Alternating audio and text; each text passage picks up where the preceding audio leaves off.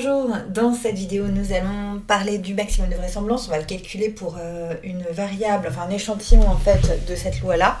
Donc vous avez x, une variable aléatoire de densité que vous voyez ici, donc racine θ sur racine de pi exponentielle moins x carré θ sur 2, avec θ positif, et ce qu'on va faire c'est qu'on va prendre un échantillon x1, x2, xn de même loi que x, donc un IID bien sûr, hop, de même loi que x. On se demande quel est l'estimateur du maximum de vraisemblance pour cet échantillon, donc on y va, on écrit la vraisemblance Lθ. x1, x2, xn, alors je vais les prendre évidemment dans R, donc quel que soit, ou plutôt soit, ce sera mieux de dire comme ça, soit x1, x2, xn, donc un vecteur réel. Que vaut cette vraisemblance? Eh bien, comme d'hab, le produit pour i allant de 1 à n dfxi au point xi, mais en fait, ils ont tous la même loi, donc c'est bien fx au point xi. Très bien. Donc, on utilise l'indépendance dans le fait d'écrire le produit déjà.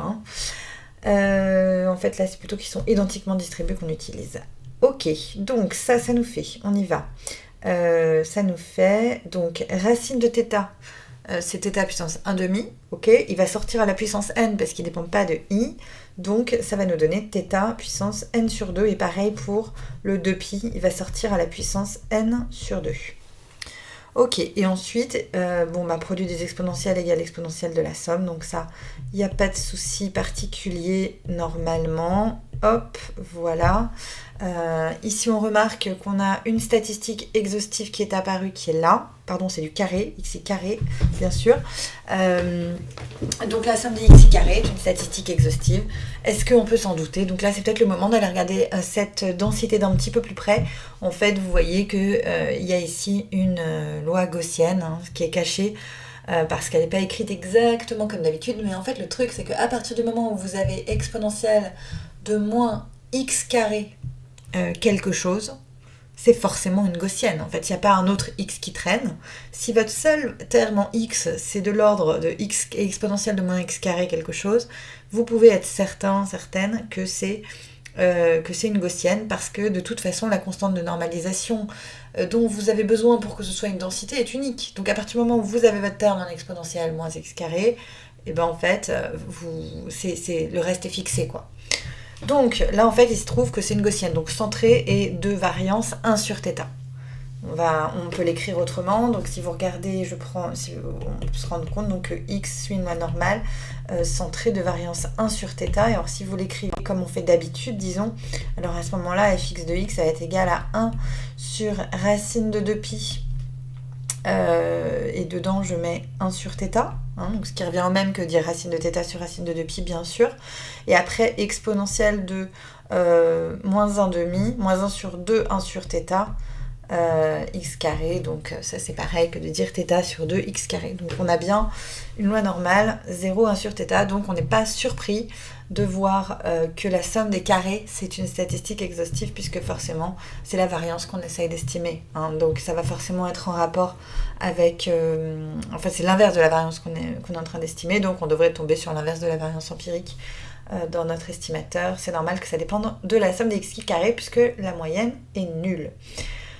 Ok, alors donc ça c'est bon, maintenant on va écrire la log vraisemblance, donc Lθ dxi, c'est le logarithme de Lθ le grand, et nous on regarde Lθ le petit, et donc, les logarithmes on aime bien, dès lors qu'il y a une exponentielle, comme ça c'est vraiment pratique, donc ça nous fait n sur 2 log de θ, moins n sur 2 log de 2π, celui-là on s'en fiche, on va pas essayer de l'optimiser, de toute façon il va disparaître.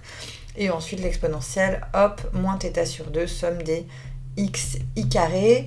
Vous voyez que quand je vais dériver ce machin, donc pour avoir le score, il y a des choses qui vont quand même bien se passer, puisque donc log θ, évidemment, ça fait 1 sur θ à la dérivée, donc ça fait n sur 2θ. Le n sur 2 log de 2π va bien sûr disparaître. Et ensuite le moins θ sur 2, pardon, hop, c'est pas ça que je veux faire, il y a justement plus de θ. Notre variable, c'est somme des xi carré sur 2. Voilà notre score. On va annuler le score pour obtenir donc les extrémas de cette fonction. Donc le score à 0, ce que je vais faire, c'est que je vais directement, qu'est-ce qu'on va faire? On va tout multiplier par 2, hein, voilà, donc ça nous fait n sur θ moins somme des xi carré égale 0, et ça nous donne que θ va être égal à n divisé par somme des xi. Vous ne vous trompez pas hein, dans ces cas-là, c'est bien n divisé par somme des xi et pas somme des xi sur n. Donc voilà, ça c'est fait. Alors maintenant qu'on sait ça, il faut quand même qu'on vérifie que notre fonction était bien concave, hein, donc on a bien trouvé un maximum et pas un minimum. Donc pour ça on va dériver le score une fois. Donc la dérivée du score donc le score étant déjà la dérivée première de la log vraisemblance, ce qu'on est en train de faire, c'est calculer la dérivée seconde de la log vraisemblance. Et donc j'ai n sur 2θ à dériver, le reste c'est de la constante. Donc ça va nous faire moins n sur 2θ carré, ce qui est évidemment négatif puisque n est positif et θ carré aussi. Donc du coup nous avons bien une fonction qui est concave, hein, donc concave c'est-à-dire qu'elle a cette tête là, elle a un unique maximum, donc nous avons trouvé ce maximum et c'est du coup on en conclut que θ chapeau égale n sur somme des xi carré, c'est notre estimateur du maximum de vraisemblance. Encore une fois, ce n'est pas étonnant, hein, puisqu'on tombe sur l'inverse de la variance empirique, puisqu'on regardait, on essaie d'estimer l'inverse de la variance, hein, donc c'est normal. Voilà, et évidemment, on dépend de la statistique exhaustive qu'on avait trouvée. Votre estimateur du maximum de vraisemblance dépendra toujours de votre statistique exhaustive. Et j'espère que ça vous a éclairé.